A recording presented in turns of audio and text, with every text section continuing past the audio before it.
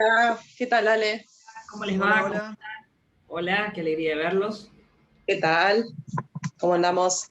Bien, bien. Bueno, todavía estoy admitiendo gente. Les cuento que esto se está Bien.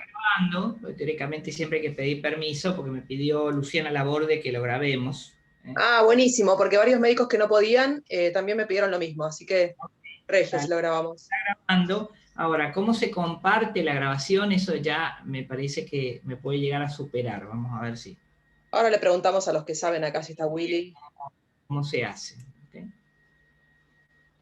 Bueno, mientras va llegando la gente, voy pidiendo disculpas por los retrasos que tuvo este webinar. A mí tuve varias semanas muy complicadas, lo mismo que lo han tenido ustedes, entre el laburo de la COVID y cosas que han sucedido. Saben que hay un concurso de jefe de servicio, entonces también tuve que preparar documentación para eso, así que, bueno, estoy en eso, digamos, ¿no? Sí, sí, sí, no es fácil, no son tiempos fáciles, para Ok. nada. Entre lo asistencial y todo, no queda mucho margen, ¿no? Sí, yo le había avisado a Eugenia y también a los que charlaron conmigo. Yo voy a dar esta primera presentación centrándome en COVID prolongado y si los tiempos nos dan, por ahí les muestro algunas diapositivas de vacunas y algunas de mutantes, de variantes, pero los invito a todos, creo que eso se los compartió Eugenia, a un webinar que tiene la Asociación Argentina de Medicina Respiratoria el sábado que viene, no este sábado, sino el siguiente, donde va a estar Wanda Cornistein, de los que conocemos, pero aparte vamos a tener un infectólogo que trabaja en Estados Unidos, que se llama Julio Ramírez, un profesor de inmunología de la UBA, que es Jorge Geffner, un especialista en metodología de la investigación, que es Juan Franco, para que haga un poco de evidenciólogo, y ahí vamos a hablar de vacunas con preguntas, así que ustedes nos pueden mandar preguntas de vacunas al link. Yo te mandé la información. Sí, sí, yo las comparto hoy mismo, las comparto a todos. Muy Perfecto. interesante. Vale, entonces ahí pueden mandar las preguntas que quieran por mail y se van a contestar en el transcurso del webinar. Así que ahí Perfecto. No, y para grabar esta reunión queda grabado o en una nube sí, o en la propia computadora. va a quedar en la nube, tengo entendido, y yo puedo compartir un link para que ustedes lo Claro. descarguen. Es lo que entiendo que funciona, pero a veces también se comparte el video entero, que es más pesado. Yo voy a jugar con eso a ver qué es lo que me sale mejor. Bueno, Perfecto. Ale, ¿cómo te va? Buenas tardes. Si tenés una cuenta paga, la podés guardar en la nube sin ningún problema. lo que pasa es que Si yo no, estoy usando la cuenta del Austral, que no sé qué beneficios tiene. Supuestamente, yo ya en alguna oportunidad he grabado y he compartido videos que he claro. obtenido a través de... Es como una cuenta paga el del Austral. Yo lo he tenido abierto como 4 o 5 horas seguidas en consultorio y no se cierra si está usando. Y además podés guardar la nube. Claro, Claro. grabalo en la nube y después nos compartís el link. Ok, yo les voy a pedir, bueno, me gustaría saludarlos a todos, así que si pueden, si está muy de entre casa, no prendan la cámara, pero digo, pues me gustaría decirles hola a todos, después las apagan y seguimos nada más que con la cámara mía, no hay problema, pero ¿se escucha bien? ¿El audio es bueno? Sí, sí, Excelente. perfecto. Ok. Que den la cara los que están ahí tapados. Sí, no, hay varios que no les veo la cara, hay varios que tienen la cámara apagada, bueno, por ahí están con el teléfono y Son tímidos algunos. están tímidos. Están con los ruleros. Bueno.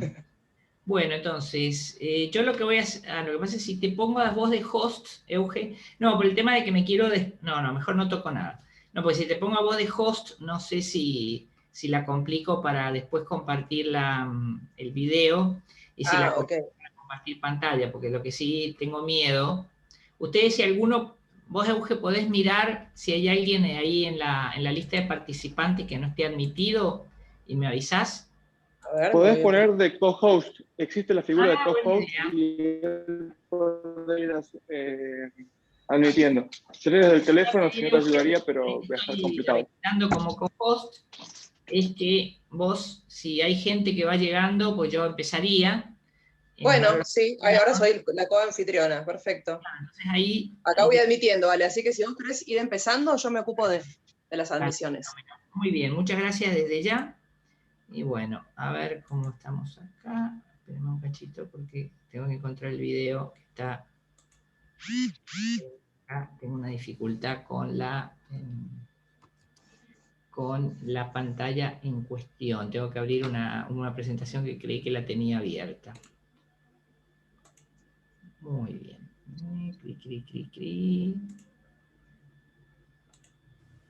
Bueno. Hoy le agregué un paper hoy a la clase, así que no puedo Esto está actualizado al momento. Está muy difícil y así todo a uno se le van las cosas por los costados. Así que bueno. Bueno, por favor. Ahí está. Bueno, Euge, cuidame la puerta de entrada, por favor. Así Yo voy admitiendo, soy la portera. Bueno, fenómeno. Entonces, bueno, la idea de esta charla, una variación de una charla que di hace poquito en el Congreso, en una jornada de medicina general, así que Robert es más echa un poco, me ayudaron en la colaboración 2 neumonólogos que están trabajando en COVID prolongado, que son Patricia Aruji y Sebastián Ferreiro, así que tiene cosas colaborativas. Básicamente, esperen que ahí estamos. El objetivo de la charla es definir las entidades comprendidas dentro del concepto de COVID prolongado, revisar la evidencia sobre prevalencia y frecuencia de síntomas de síndrome post-COVID prolongado, para hablar de la fisiopatología del síndrome hasta lo que entendemos, presentar la evidencia sobre factores de riesgo y presentar sugerencias de evaluación y manejo. Y también voy a contar de cosas que son de práctica cotidiana y que por ahí no tienen ninguna fundamentación formal, pero son un poco de lo que hemos venido viendo. Muchos de los post-COVID los estamos recibiendo en neumonología, porque la gente se autorrefiere a neumonología, otros muchos porque ustedes no lo derivan y está bien como control de una neumonía. Entonces, está bastante bueno que aprovechemos para unificar un poco. En principio nos gusta la idea de que nos envíen los pacientes. Básicamente, el COVID prolongado no es la primera vez que una enfermedad viral produce problemas de síntomas prolongados. Para los que le divierten esto, vi que está María Laura en la presentación, estos temas infectológicos, en un libro muy bueno que se llama El jinete pálido de Laura Spini, que es un reconto histórico de la epidemia de influenza del año 1918, te das cuenta de que Edward Munch, el autor del famoso cuadro El Grito, estuvo afectado por COVID, pero además por la gripe española, y que tardó tiempo en recuperarse, y ese es el origen de estos 2 cuadros que estoy mostrando. Se hizo un autorretrato cuando estaba enfermo, y otro autorretrato cuando estaba recuperado y estaba con síntomas de depresión. Aparentemente el cuadro del Grito tiene que ver con esos cuadros de depresión, ese cuadro de depresión que tuvo post-gripe española. El COVID prolongado es una bolsa de gatos, y ese es el principal problema que tenemos para poder definirlo como enfermedad. Es más una situación existencial que una enfermedad en sí, porque incluye la ansiedad y la depresión que muchas personas sufren después de un episodio de COVID, enfermedad cardíaca, enfermedad pulmonar intersticial, embolia de pulmón, alteraciones de la fisiología del ejercicio que no están vinculadas a alteraciones de la función respiratoria, morbilidad post-terapia, desorden del patrón respiratorio, enfermedad neurológica, cefalea, disfunción autonómica, palpitaciones, disnea, fatiga, habilidad general, y uno de los síntomas más alarmantes que es el brain fog, que es una dificultad cognitiva persistente. Entonces todo ese conjunto de cosas tiene que ver con lo que pondríamos como COVID prolongado, que más operativamente podemos definir en los primeros papers que se definió la enfermedad, cortaron al mes como horizonte temporal. A las 4 semanas, hasta las 4 semanas sería COVID agudo, o sintomático persistente entre 4 y 12 semanas, y post-COVID a partir de la 12 semana en la que no hay un diagnóstico alternativo. Fíjense ustedes que un paciente normalmente no quiere estar bien, cree estar bien de una gripe o de una infección viral al mes, pero para que realmente digamos que esto es un COVID prolongado, un PAX, un síndrome post-COVID agudo, tendría que estar desarrollándose los síntomas más allá de la semana 12. Así que ahí es como que hay un periodo de tiempo, la tolerancia que le tendríamos que tener a los síntomas probablemente sea de 3 meses. Ningún paciente quiere tener síntomas 3 meses, eso es evidente, Yo me acuerdo que hablando con una persona del hospital que estuvo con un COVID prolongado, me decía, lo que uno pide a gritos en este momento es que a uno le digan cuándo se va a terminar esto y cuándo va a volver a ser uno una persona normal. Esa es la pregunta, ¿no? Y hablando de los pacientes, mientras que las enfermedades en la antigüedad las definía Hipócrates, la COVID fue una enfermedad, la post-COVID fue una enfermedad descubierta por los pacientes, que cuando los médicos no les daban bolilla, porque habían pasado el episodio agudo y seguían enfermos, armaron grupos de apoyo como en Facebook, armaron listas de Twitter, grupos de Twitter, como una cuenta que se llama COVID-19 Persistente de Argentina, contaron sus historias al periodismo, que eso apareció en muchos artículos, que fue un poco el origen de que se le diera bolilla al síndrome post-COVID. Como les digo, uno de los primeros trabajos que describió el post-COVID es este trabajo abierto en el European Respiratory Journal, en donde se evaluó la prevalencia de síntomas 3 meses después de la infección por COVID. Y los pacientes fueron reclutados por estos grupos de Facebook. Eran una minoría de pacientes internados y un gran número de ambulatorios. Y esto abrió mucho los ojos con respecto a la frecuencia con que pacientes ambulatorios con cuadros leves, e incluso en algún caso asintomáticos, han presentado síntomas persistentes a lo largo del tiempo. Lo más común es la fatiga, que es uno de los síntomas más pertinaces, porque a los 80 días sigue ahí todavía, solamente disminuye en un 10%. La disnea, es otro síntoma muy pertinaz y común. La cefalea, que también tiene muchas dificultades para poder manejarla. La sensación de dolor torácico, que eso ya es un poquito más, afloja un poco más, lo mismo que la tos, pero hay una pila de síntomas cardíacos, no cardíacos, etcétera, que vamos a intentar mostrar lo que pueda, pero incluyen anosmia, dolor articular, náuseas, producción de moco, rinitis, hay un montón de síntomas generales que se producen a lo largo del tiempo y que solamente pueden ser atribuidos a la infección. La post-COVID la long COVID se hizo conocida gracias al trabajo de una profesora de medicina de atención primaria, Tricia Greenhold, que publicó este trabajo de investigación en esta especie de resumen clínico de la COVID, que tiene una traducción en castellano en la revista Evidencia, que básicamente hay algunas cosas de ese trabajo que creo que se exageró un poquito en la presentación, pero hoy en día mucho de lo que sabemos de este trabajo, de esta enfermedad, está contenido en ese trabajo. Después hay otro paper más, esa sería una de las 2 lecturas recomendadas de este trabajo, de esta clase, pero hay otra lectura recomendada más que también la voy a comentar. Entonces, Greenhold, British Medical Journal, es uno de los trabajos más interesantes para leer después de esta presentación. ¿Cuál es la prevalencia de los síntomas después de 13 semanas? Lo más habitual anda alrededor del 10%. Más o menos todos los trabajos, una serie de King College, que se publicó muy precozmente, en marzo del 2020, fue una de las que definió el 10%.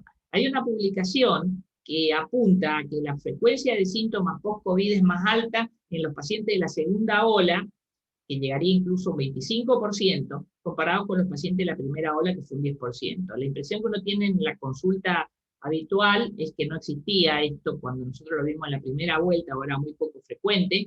Yo un poco también lo pregunté a colegas neumonólogos, quizá infectólogos, médicos clínicos o generales tengan otro panorama, y ahora estamos viendo una cantidad mucho más grande en la segunda ola.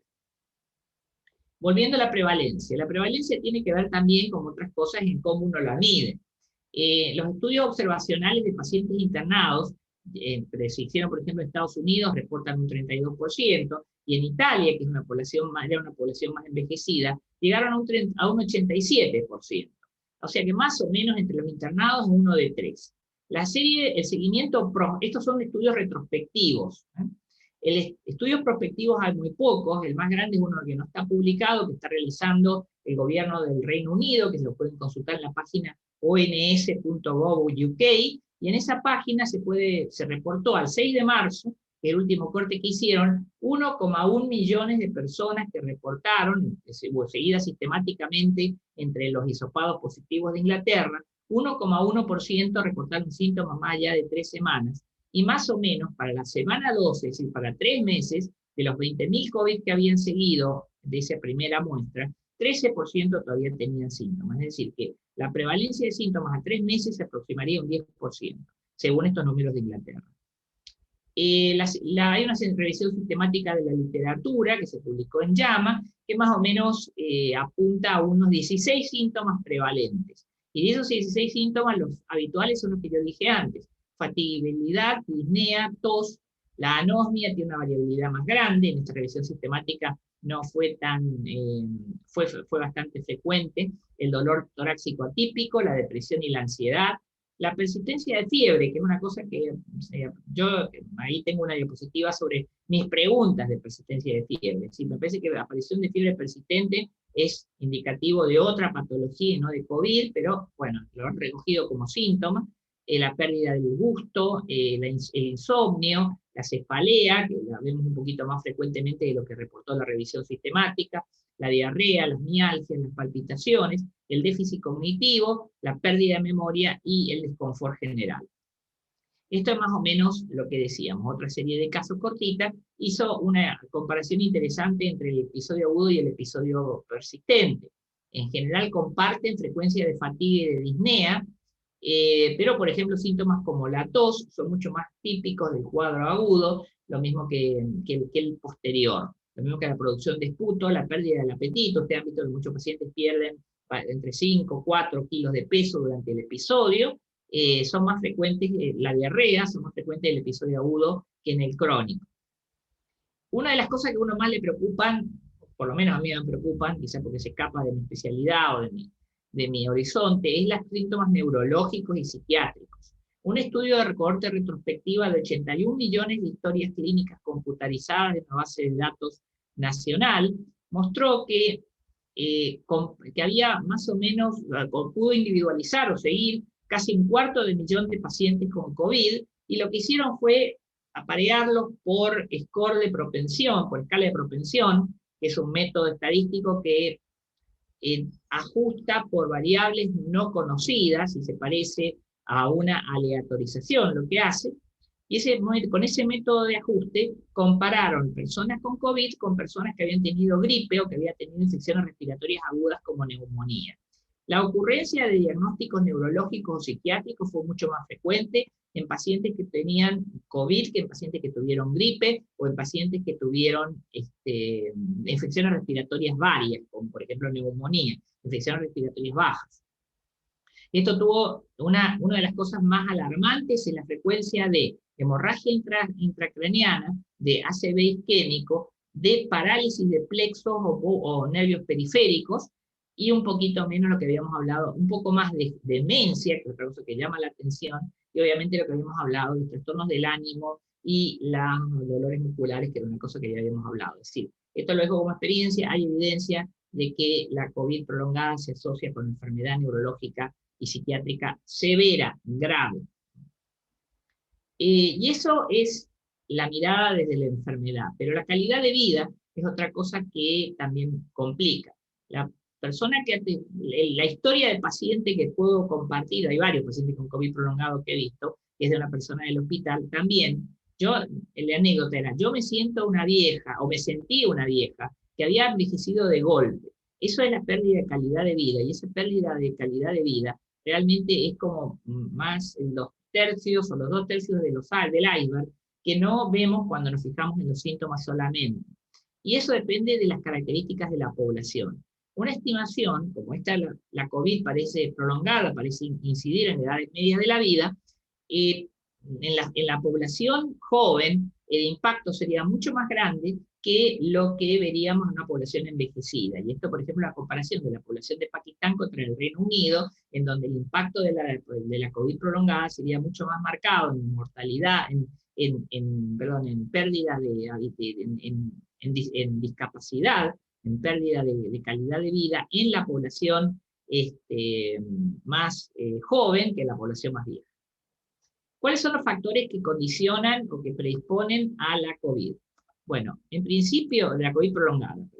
La COVID prolongada parece asociarse con las edades medias de la vida. En general, este estudio refirió, comparado con la edad más joven, 18 años, hasta 3 veces más posibilidades de tener síntomas en los mayores de 50 años. Las estadísticas posteriores de otros estudios de menos rigurosos, el estudio del británico que mencioné recién, que todavía no está publicado, nada más que una página web, habla de estudios de mayor incidencia en las edades medias de la vida.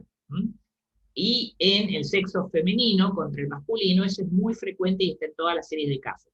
También se lo puede ver en este.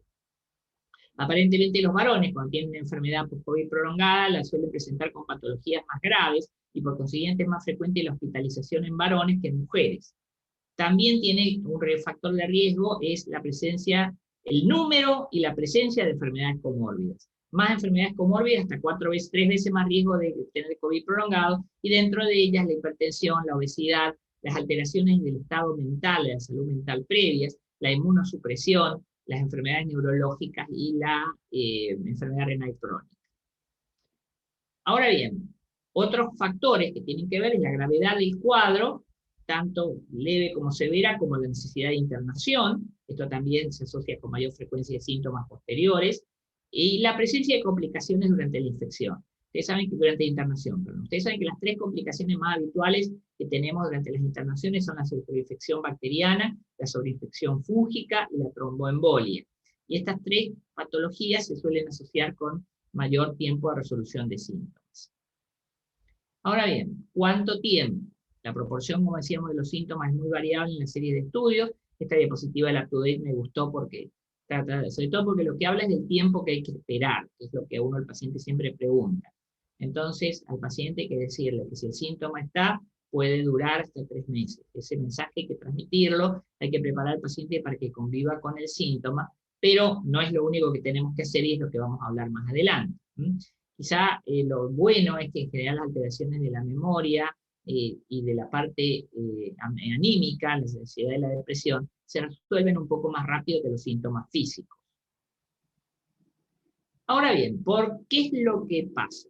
Ustedes esta diapositiva por ahí ya la han visto, es la diapositiva más habitual que usamos para explicar cómo es las etapas de la infección por COVID. A mí me llama la atención que nadie ha hecho una diapositiva más actualizada, porque esta es bastante del principio de la pandemia. Básicamente, durante los primeros días de la infección viral, el problema es invasión viral, replicación viral e insulto viral al organismo.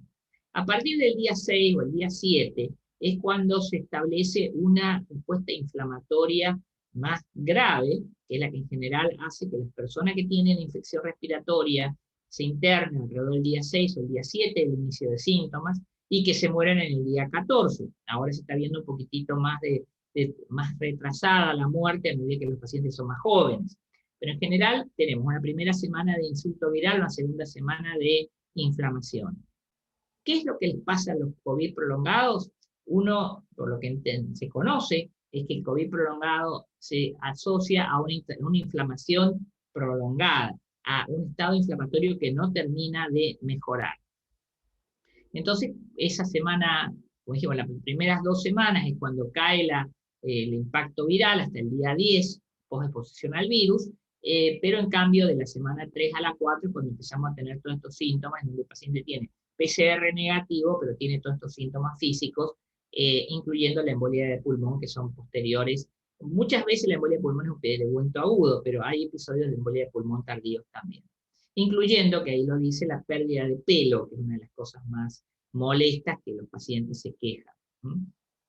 Este es el estudio nalbandiano, el resumen, la revisión narrativa nalbandiana, que se les recomiendo que la lean también. Si no la pueden conseguir, me la pido. Ahora bien, ¿qué evidencia tenemos de un estado inflamatorio aumentado? Por ejemplo, la resonancia nuclear magnética muestra aumento de la captación del método de medio de contraste en pulmones, riñones y corazón a 2 o 3 meses del inicio de síntomas. El PET muestra un hipometabolismo, al revés de un hipermetabolismo, en las 3 semanas después del inicio de síntomas. Algún estudio ha encontrado biomarcadores elevados, dímero D, linfopenia y proteína C reactiva en porcentajes bajos, pero los ha encontrado también. Y ha encontrado también elevaciones generales de las proteínas que podrían estar marcando, entre ellas el fibrinógeno, que podría marcando una respuesta inflamatoria prolongada, que puede prolongarse hasta 60 días. No se descarta la posibilidad de una injuria directa, porque sabemos que pacientes, en particular los inmunocomprometidos, pueden seguir eliminando virus prolongadamente, y es una de las hipótesis que se manejan respecto a la génesis de las variantes de preocupación del virus de COVID. Pero parece que lo más importante es la respuesta inmune desproporcionada, el daño epitelial, la inflamación, la exacerbación de comorbilidades, podría comprar en algún cuadro, algún componente de todo esto, y el impacto psicológico, en particular el estrés postraumático. Esta es la noticia, el paper que incluí hoy, que salió hoy. Hay un paper que acaba de, no hoy, pero digamos esta semana. Hay como distintos clústeres.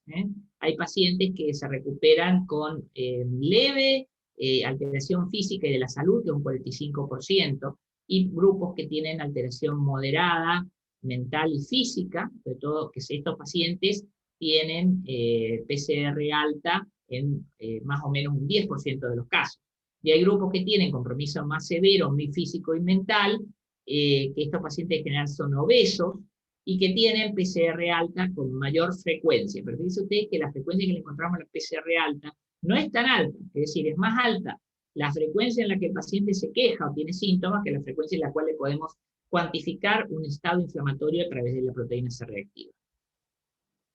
Voy a desviarme 2 segundos para hablar de la complicación respiratoria más temible del post-COVID, que es la neumonía organizada. Este es un caso del Hospital Austral, un paciente que tuvo una neumonía por COVID que requirió internación en otro hospital, que presentó una tomografía. Las tomografías están desordenadas, la del medio es la de la izquierda es la del medio.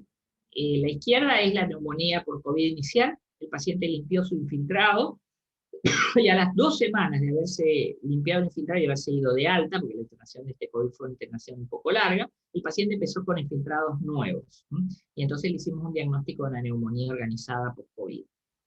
En general, ya se sabía que en los pacientes, en la primera etapa de la pandemia, que los sobrevivientes de COVID tenían lesiones seculares, en un 35% de los casos, que en general eran vidrio esmerilado, al mes del seguimiento, es decir, que era bastante frecuente encontrarlos con alguna lesión, pero lo que no es tan frecuente es encontrar que la lesión progrese. También hubo un reporte de la literatura, también del inicio de la pandemia de China, que mostraba que 1/3 de los pacientes que habían tenido COVID, en particular estos eran pacientes que tenían tanto enfermedad leve como neumonía severa, tenían alteraciones de la capacidad total de aire de los pulmones, la capacidad pulmonar total, y tenían casi la mitad de una disminución significativa de la capacidad de difusión del monóxido de carbono, que es lo que nosotros usamos para diagnosticar la presencia de la capacidad de intercambio de oxígeno de los pulmones. Estos números nosotros en la Austral hemos medido más o menos unos 200 pacientes post-COVID con capacidad de difusión y con espirometría, y no hemos encontrado esta frecuencia. Anduvo todo bien porque saltó el cartelito de conexión inestable, no se perdió nada. ¿Hola? ¿Todo bien? Vale, perfecto, Todo bien, todo bien. todo perfecto. ¿Todo bien? ¿No se utilizó nada? Ok, fenómeno. Muy bien. Bueno, la neumonía post-COVID, afortunadamente para nosotros y para los pacientes, tiene tratamiento, responde muy bien a los corticoides. Hay una cohorte de pacientes del Royal Brompton, de un hospital de neumonología del Reino Unido, en donde de 837 pacientes que sobrevivieron a la infección por COVID, encontraron que un 39% tenía síntomas a 4 semanas. De esos, un cuarto, un 24% tenía alteraciones radiológicas y funcionales, y un 7% tenía tomografía, como la que mostré recién, donde mostraba ocupación alveolar y era compatible con la neumonía organizada. Entonces, de estos pacientes, se los trató con corticoides porque era lo que teníamos. No tenían evidencia de nada, y se jugaron a ponerle 0,5 miligramos de metilprednisona. Todos los pacientes respondieron bien, mejoró su capacidad respiratoria, su volumen pulmonar total, su capacidad pulmonar total, y mejoró su tolerancia al ejercicio. Yo ya tengo 2 pacientes de esta segunda ola que han mejorado mucho de neumonía organizada con el tratamiento con corticoides, así que les puedo decir que funciona.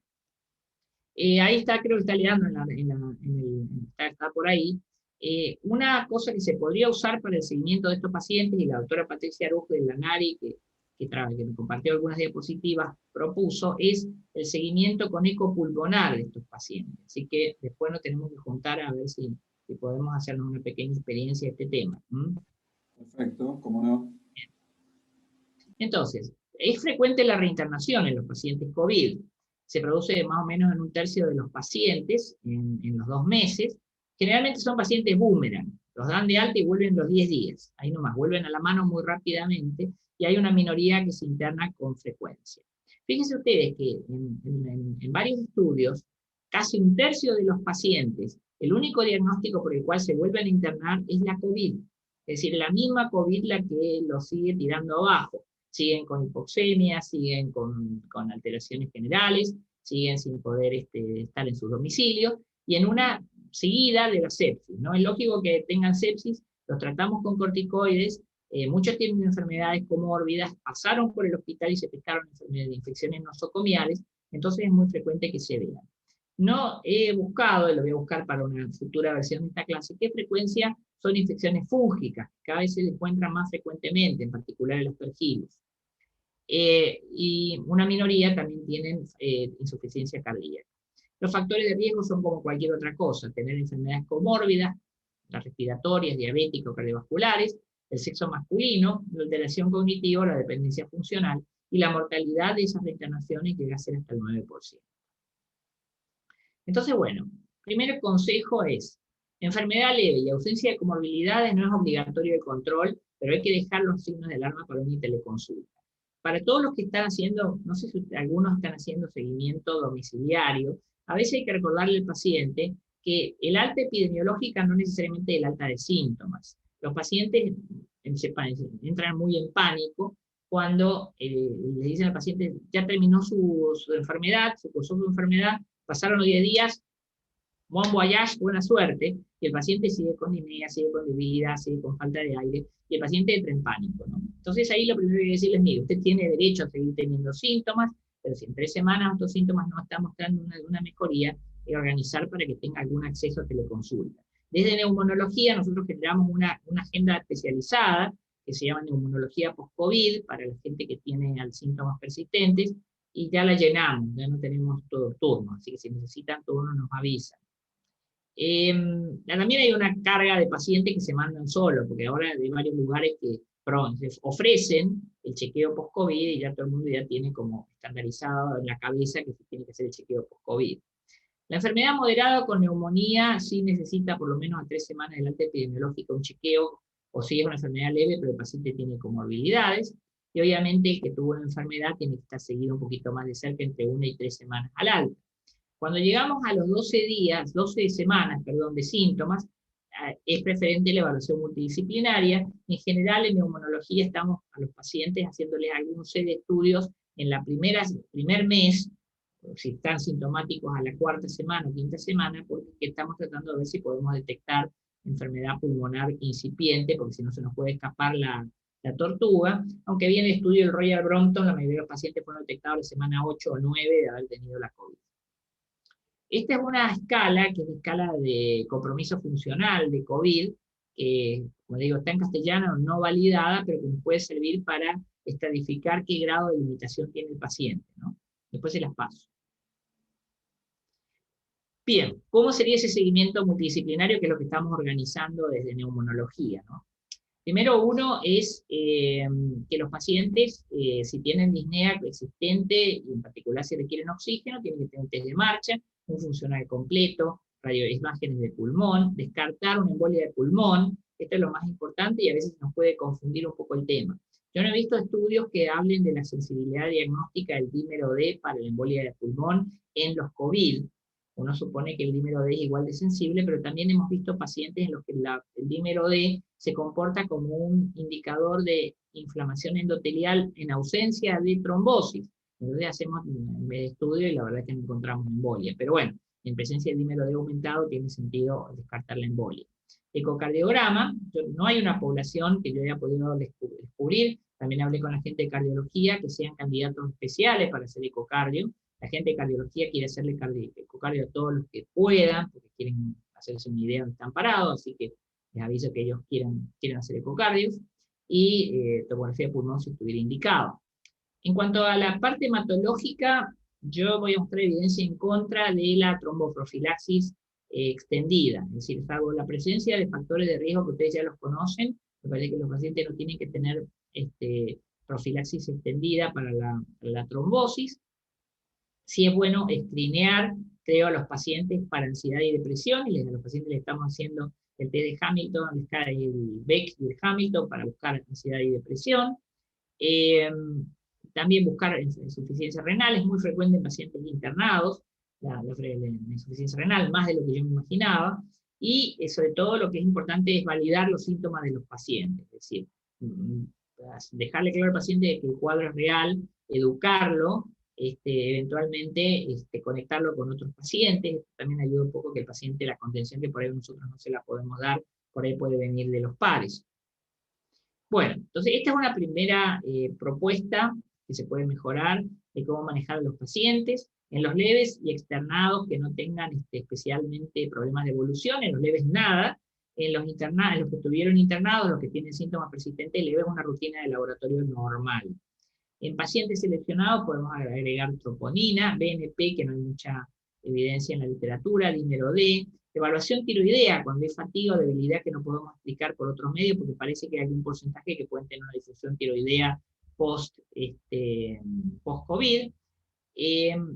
Esto lo saqué de alguna otra fuente y no estoy muy convencido, el uso de CPK y de ANA, en la presencia de miasis de altraje persistente, porque me parece que los anticuerpos, el ANA y el CPK son muy difíciles, sobre todo el ANA es muy difícil de interpretar cuando no tiene un resultado positivo, y una vez más discutir o pensar si vamos a pedir marcadores de inflamación de coagulación como la proteína C reactiva, que vemos que en un 10% de los pacientes está elevada.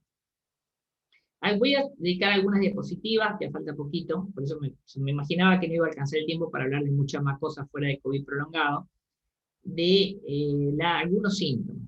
Para la disnea, hay generalmente la causa que más uno piensa que va a complicar es la enfermedad pulmonar. 55% de las personas asintomáticas del crucero Diamond Princess, que se infectó todo el mundo, el famoso papelón del crucero norteamericano, tenían tomografías de pulmón alteradas, aunque no sentían ningún síntoma. Así que a veces la tomografía de pulmón nos puede sobreestimar la magnitud de la enfermedad respiratoria. Pero bueno, tenemos que hacerla en caso de disnea persistente, agregarle angiotesis si el paciente tiene el dímero elevado. En general la espirometría no nos hace falta hacer volúmenes pulmonares, en general hacemos espirometría con capacidad de fusión y test de marcha. El test de marcha nos sirve para dos cosas, para la distancia que caminó y también para detectar saturación. Optimizar el tratamiento farmacológico de la enfermedad comórbida. Afortunadamente no es el caso del Austral, pero todos los pacientes que nosotros vemos que vienen internados de otros hospitales vienen con budesonide y con salbutamol y con hipatropio, que no sabemos para qué se lo dan, porque la enfermedad obstructiva es extremadamente infrecuente en el escenario de COVID. Yo leí un solo reporte de un grupo chico de pacientes en donde supuestamente los volúmenes pulmonares estaban aumentados y los interpretaban como indicación de obstrucción. Pero estos pacientes no tienen ni clínica de obstrucción, ni tienen espirometría obstructiva básica, así que me parece que eso es una sobreinterpretación. Sí se pueden indicar ejercicios respiratorios y técnicas comportamentales de manejo de la respiración en los leves que tienen disnea. Hay que indicar oxígeno domiciliario si quedaron con más del 92% menos del 92% de saturación. La rehabilitación respiratoria nosotros con el Austral por el momento la tenemos en stop, la tenemos en pausa, pero el doctor Chung está consiguiendo reclutar pacientes para hacer rehabilitación por telemedicina. Y hay una publicación en la literatura que dice que son exitosos los intentos de consiguen resultados medibles la rehabilitación respiratoria. Y el uso de corticoides sistémicos está restringido a la neumonía organizada. Esto creo que lo hablamos en un Ateneo del hospital hace un tiempo. No están indicados los corticoides en pacientes que cursan enfermedad leve, y en los que se recuperan de enfermedad leve, aunque tengan síntomas persistentes, tampoco parecen tener indicación. A ver, ¿qué? En cuanto a la tos parece ser un síntoma tan parecido al de otras toses posvirales. Una cosa muy común es asociado a los que hacen medicina general lo saben, el reflujo gastroesofágico, y en general en todas tos persistentes está bueno tenga un estudio otorrinolaringológico. Los antitusivos se pueden usar por periodos cortos de tiempo.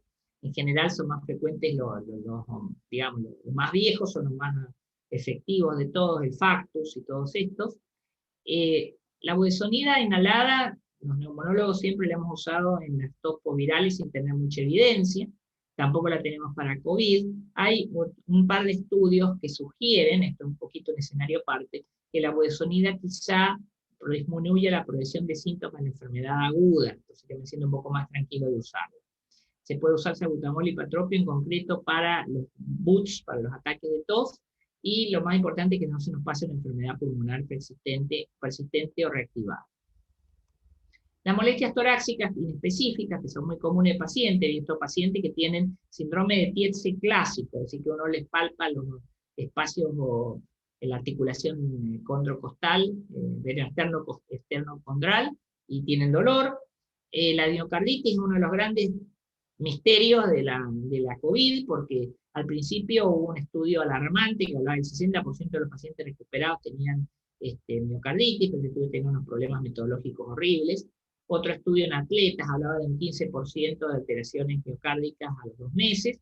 La verdad es que el escenario en donde buscaríamos una miocarditis es una disnea que no explicamos por otro medio, taquicardia persistente o dolor torácico. Ya dije que los cardiólogos en esta institución quieren estudiar todos los pacientes que puedan con ecocardiograma, y parece que tienen una oferta de poder hacerlo, así que nada, por ahí hay que discutirlo con algún cardiólogo en la sala.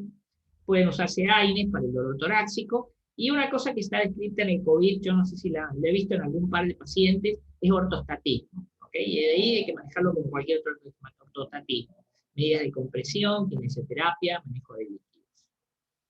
Las alteraciones neurológicas y cognitivas también se parece a otras alteraciones cognitivas. Esto lo charlé con los neurólogos, el doctor Di Carlos, el neurólogo que está investigando, juntando los casos de post-COVID, lo mismo que la doctora Eliana López de cardiología, que está juntando los post-COVID de cardiología.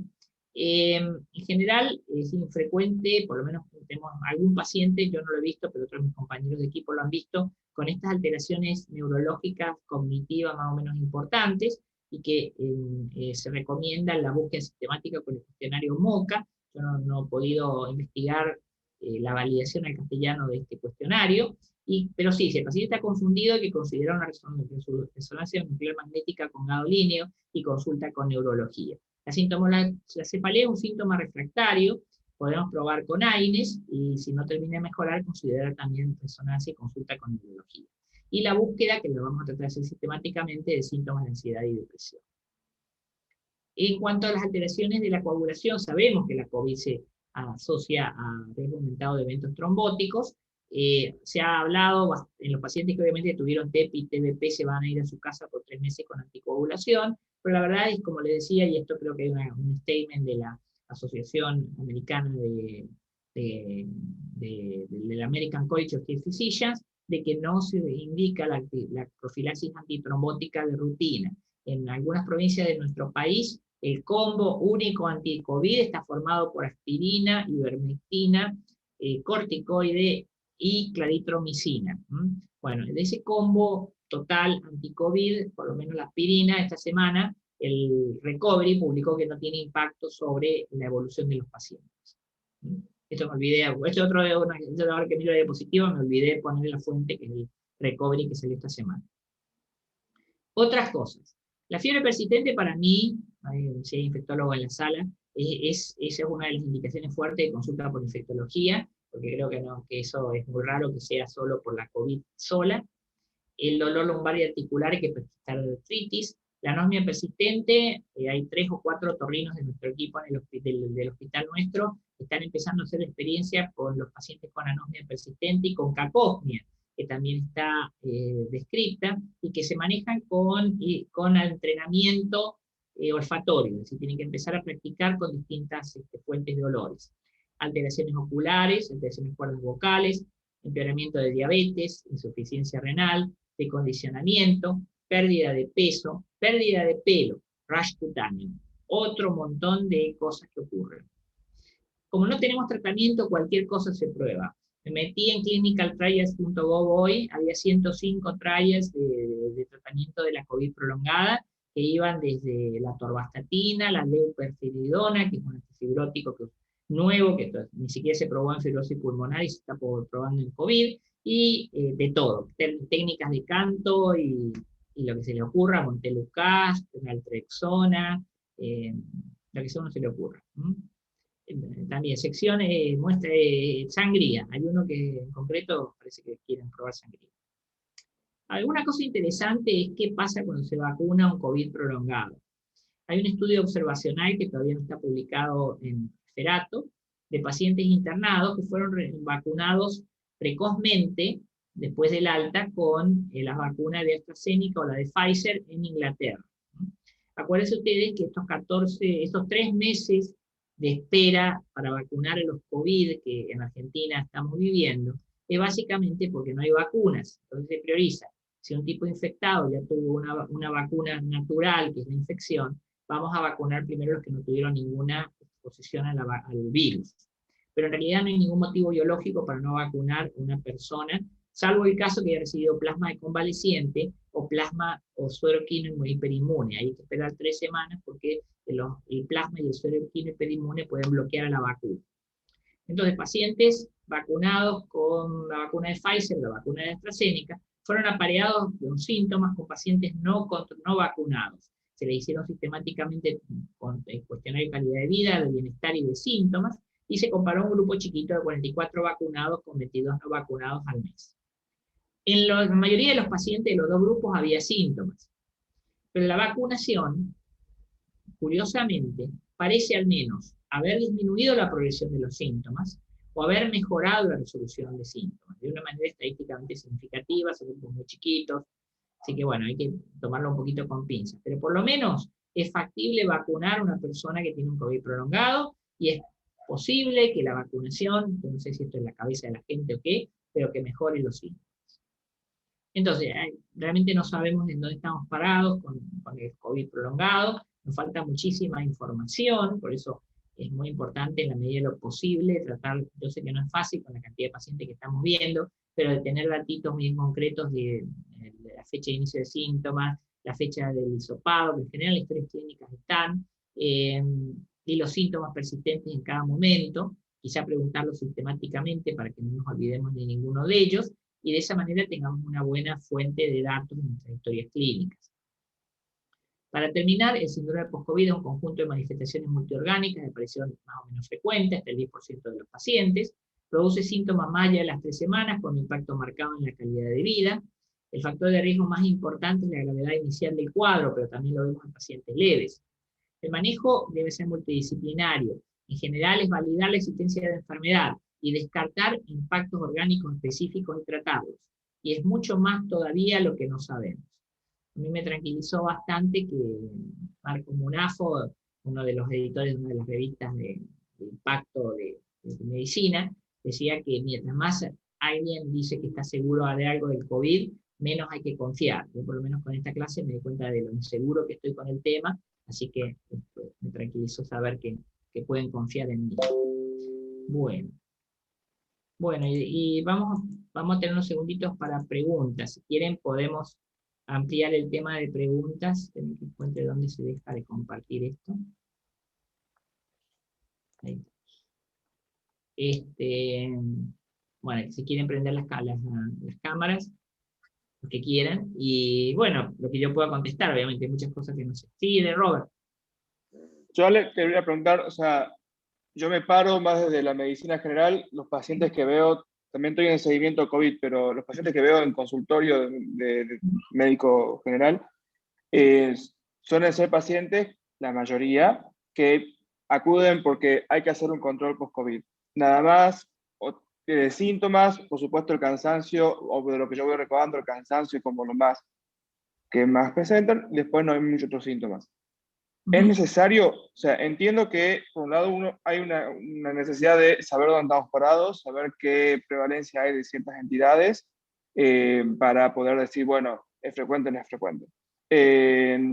Pero, o sea, veía, por ejemplo, los de laboratorios, o sea, porque si yo tenía que pedir todo eso a todos los pacientes que vienen, no sé, va un poco en contra de lo que yo pienso como que hay que Eso hacer es con los pacientes. en contra de lo básico de la medicina general, por lo que dice, de pedir cosas de más. Sí.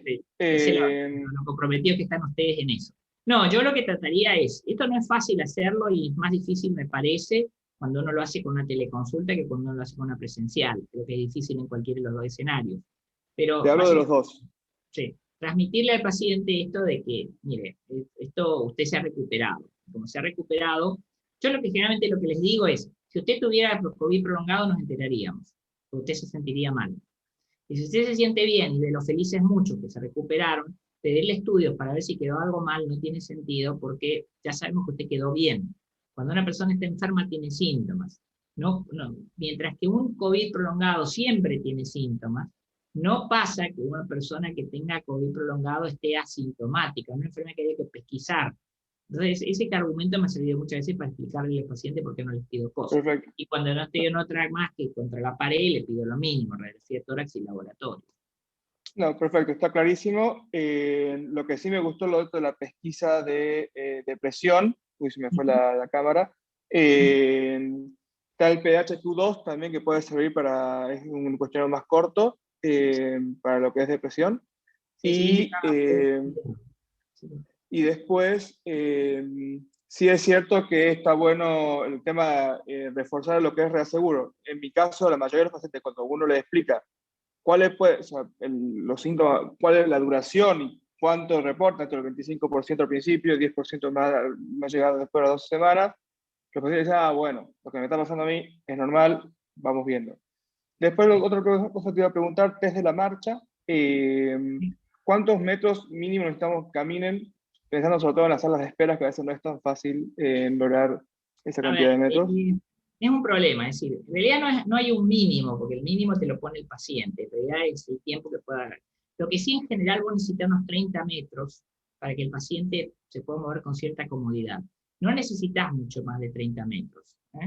Y nosotros en el hospital lo tenemos dividido en bloques de 65, pero con 30 metros, si me insistís con 20, el paciente puede caminar. Pero con 30 es como lo más cómodo. Entonces vos lo que tendrías que buscar es dar vuelta a 2 baldes, para los que es en medicina, los que están en el centro de salud, dar vuelta a 2 baldes, poner uno bolde en cada punta y hacerlos volver, ir y volver. Así que, voy a medirlo de oficio. Donde empiece y donde termine. Perfecto. ¿No hago más preguntas? ¿No molesto más? No sé si ahí estaba, Laura, no sé si ahí se quería agregar si algo no, de la son mirada de 6 los minutos, psicólogos. ¿El test de la caminata, si no son 6 minutos, Alejandro, aproximadamente? No, son 6 minutos y si el paciente para, tomás la distancia que caminó. Porque como decía Bartolomé Celli, que tengo mucho cariño porque fue uno que a mí me formó en EPOC muy precozmente, decía, el test de 6 minutos lo que te marca es cómo está la cabeza. No es solamente un test de la capacidad muscular ni de la capacidad respiratoria, es cómo la cabeza del paciente interpretó que están sus piernas y sus pulmones. Entonces hay gente que está muy bien equilibrada y que camina un montón y desatura, y que vos te asustás. Eso me acuerdo cuando Patricia Ferreca tanto aparece de mudada a buscarnos, a los neumonólogos, porque un paciente está caminando lo más tranquilo y tiene 75 de saturación. Eso lo hemos visto un montón de veces. Y también hemos visto gente que para con disnea por 4 o por 9 y tiene 94, porque es la cabeza que sensa la desaturación de distinta manera. Ale, te quiero hacer una consulta yo. Sí. Con respecto a los antitusivos, ¿no? La tos, la verdad que es uno de los síntomas más prolongados y que más aquejan a los pacientes es con el denominador común, digamos, con el tema de la tos y que persiste y demás. ¿Qué antitusivo vos recomendás? Jarabe, ¿no? Por ejemplo, la Codelasa, nosotros usamos mucho, ¿qué te parece? La Codelasa, que estás acostumbrado a usarla, es un buen antitusivo, a mí me gusta, digamos. Después, bueno, como te digo, si pueden conseguir el Factus de los viejos tiempos, que es uno de los que tiene una mezcla de bromexina con alguna otra cosa más, también me parece piola. Y si no, y sumarle, yo por lo menos la experiencia mía con la budesonida es muy buena. O sea que, eso es lo de budesonida inhalado, ¿no? Que la budesonida inhalada le pones 20, le pongo dosis altas. La dosis habitual de budesonida inhalada son 20 gotas cada 12 horas, del Neumotex Nebu o Budesón Nebu, pero Yo en general, agarrándome del estudio, de los estudios de población de uso de budesonida en episodio agudo, les pongo el doble de dosis, les pongo 4 nebulizaciones diarias. 3, que vayan probando. Y en general andan bastante bien. Correcto. Bueno. Tiene lo único que avisarle que se laven bien la boca después de ser nebulizado, ¿no? Claro. Pues pueden quedar un poquito afónicos. Pero los ayudo. Bien. No sé si vos, Laura, querés agregar algo desde la mirada tuya. Le quería preguntar en qué pacientes pide espirometría, porque a mí también me están llegando controles post-COVID, porque se saturó el neumo, entonces vienen infectos. Sí. Entonces quería saber en quiénes pide espirometría. Bien, perfecto, muy buena pregunta. Se los pedimos a los que tienen diagnóstico de neumonía leve o moderada, si los que realmente tienen diagnóstico de neumonía, no los que tuvieron un cuadro de otro tipo, y se los pedimos a aquellos que no tuvieron neumonía, pero que tienen disnea más allá de 3 semanas. Pero si no, hasta esos son los únicos. Perfecto. Ok. Bueno, fenómeno. Bueno, lamento, como les digo, no cubrir otros temas. Vacuna, los invito al webinar que vamos a tener sobre vacunas. También para el otro tema que era variantes virales, yo creo que se va a tocar dentro del webinar de vacunas, pero si no se llegara a tocar, organicemos otra reunión y hablamos de variantes. Que creo que Bárbaro, yo después comparto los... Sí, Romina. Sí, perdón. Yo en realidad quería preguntarte sobre la dexametasona. Sí. En realidad, bueno, yo no veo mucho post-COVID porque no estoy haciendo consultorio, lo que más veo es en guardia, que están consultando post-COVID, pero los post-COVID inmediatos, digamos, día 13, día 14, mucho, y después los que hago seguimiento, que los hago hasta el día 10, 11, 12, hasta que... Y en realidad mi duda es más con los persistentes febriles, que pobre Laura también sabe, porque veo que también preguntamos mucho en el grupo, pero muchos pacientes que por ahí no les podemos dar el alta epidemiológico porque siguen persistentes febriles, que yo el día 11, el día 12, y por ahí es como que la verdad es que muchas veces me vi tentada de ponerles dexametasona, algunas veces lo he hecho, y la verdad es que a veces con imágenes, ¿no? Sabiendo que tenía una neumonía, por ahí ya le habíamos, como tenía consolidación, le di antibióticos y después le pongo la dexa. Y la verdad es que, sin que lleguen a desaturar todavía, y la verdad es que yo veo mejoría, veo mucha mejoría. No, o sea, entiendo que esperen a veces a que desaturen, pero no entiendo bien por qué. Ojo, es mi experiencia de los pacientes que veo, o sea, no es un trabajo grande. Pero realmente veo en ese periodo, en el día 10, 11, mejoría con la dexa. Sí. No sé si a otros se charló el otro día en el Ateneo, porque un poco está esa preocupación de vos tenés un paciente que llegás al día 10, ¿sí? Y tiene, por ejemplo, o persistencia de fiebre o persistencia de síntomas que no terminan de mejorar, descartaste que no tuviera otra sobreinfección, o tenés baja sospecha, o se la trataste con antibióticos, ¿okay? Y no terminó de andar. Bueno, yo te diría, si ese paciente está bien controlado y llevas más del día 6 o el día 7, yo me animaría también a ponerle corticoides y ver qué pasa. ¿Por qué yo en general no me gustan los corticoides? Creo que lo defendí en el Ateneo. Por el estudio Recovery muestra que los pacientes que no tenían insuficiencia respiratoria tenían un pequeño aumento de riesgo de mortalidad con el corticoide. También por ahí uno era porque los pacientes andaban mal por otro motivo. Pero la verdad es que en ese escenario, la verdad es que yo el corticoide lo agarro con muchas pinzas. Yo también he pecado, he usado los corticoides en pacientes que no tenían insuficiencia respiratoria, en pacientes que no estaban desaturando, lo he usado cuando, el mismo escenario que lo tenés vos, lo tengo con fiebre, lleva 7 o 8 días, y el paciente está bien, tiene neumonía, le puse antibióticos, pasaron días de antibióticos, lo he usado. Yo sería muy prudente, y sobre todo por ahí, una cosa que creo que nos serviría, a ver, lo tiro como idea, esto no está en la literatura, es pedirles unos marcadores de inflamación prelargarle corticoides. Entonces creo que si tienen marcadores de inflamación elevados, nos reforzarían la decisión de ponerle corticoides. Muchas gracias. Sí, como dato de color, Ale, estamos, sí, después de la discusión del Ateneo Central, armamos con Martín Lynch un protocolo para ver a un grupo ponerle corticoides y al otro no, y ver cómo muy bueno. evoluciona un grupo y el otro. Estamos puliéndolo y creo que saldrá en breve con esas dos ramas para ver si realmente la teoría que suponemos va a andar bien. Perfecto, me parece muy bueno. Y yo les sugeriría que tengan un mini set de medición de inflamación pre-post como para reforzar el mensaje, porque a lo mejor lo pueden describir como factor asociado a mejora, ¿no? Sí, sí. Bueno, chicos, les agradezco muchísimo una vez más la invitación. No quiero demorar porque con esto ya es una hora en que la familia reclama a todos, Isla de Romina con alguien ahí, ¿no?